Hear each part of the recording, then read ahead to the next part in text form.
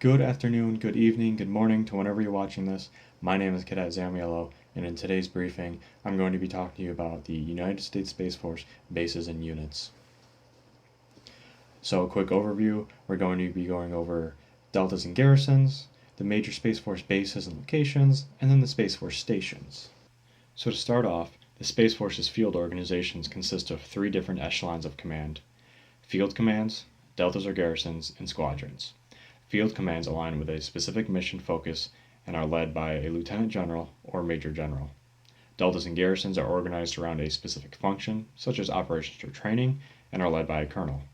Squadrons are focused on specific tactics and are led by a lieutenant colonel. First up on our list, we have Star Delta Provisional, which is space training, test and evaluation, and doctrine development. Delta 2 is all about space domain awareness. Delta 3 is all about space electronic warfare. 4 is our missile warning. 5, command and control. 6, cyberspace operations. 7, ISR or intelligence, surveillance, and reconnaissance. 8 is our satellite communication and navigation warfare. And Delta 9 is orbital warfare.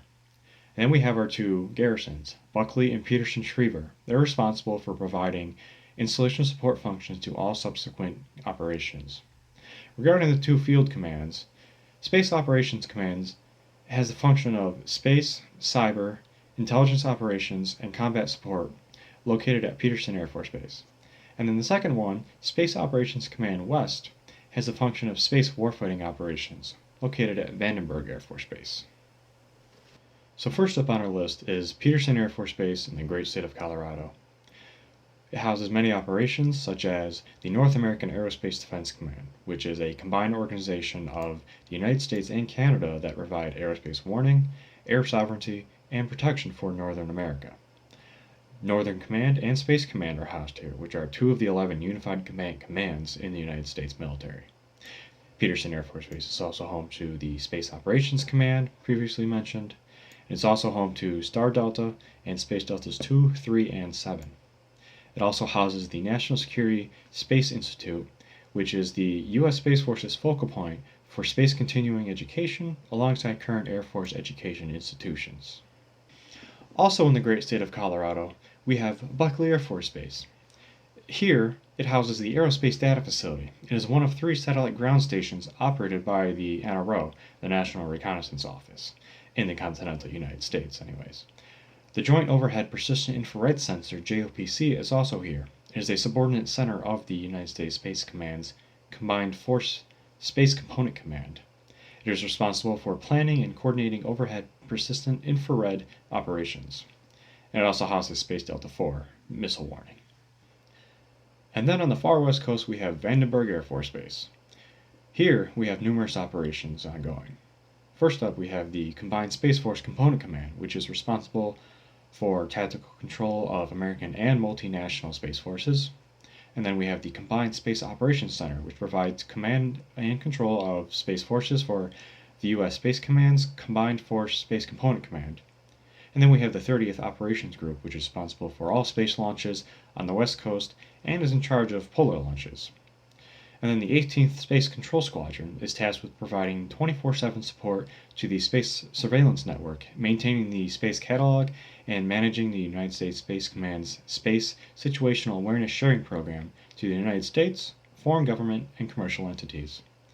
Next up, we have the 21st Space Operations Squadron, which is a satellite control unit of Space Delta 6. And then the 533rd Training Squadron trains air and space forces and personnel on all space systems. And then a few miles down the road, we have Los Angeles Air Force Base, also in California. It is the home to the Space and Missile Systems Center, SMC for short. It is the United States Space Force's center of excellence for acquiring and developing military space capabilities. The Space and Missile Systems Center provides critical national security space capabilities to the Space Force, the Joint Force, the intelligence community, and mission partners across the federal government. Now, all the way back at the great state of Colorado, we have Schriever Air Force Base.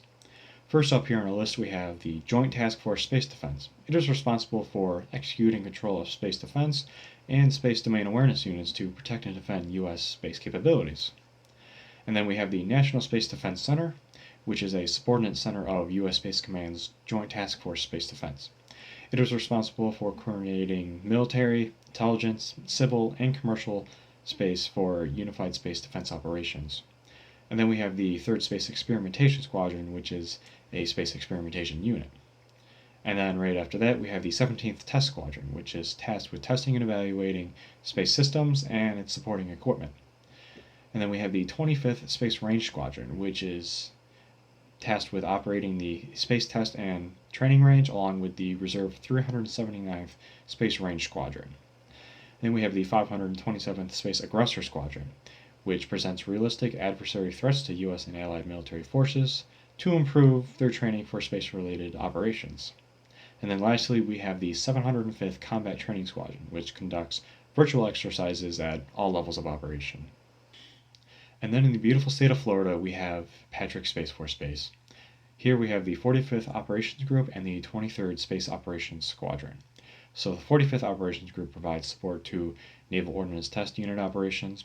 In support of space launch operations, the Operations Group coordinates training for the wing, manages all wing spacecraft service systems and facilities, manages the Cape Canaveral Space Force Station skid strip, and the Patrick Space Force Base Air Traffic Complex, which handles more than 24,000 aircraft operations annually.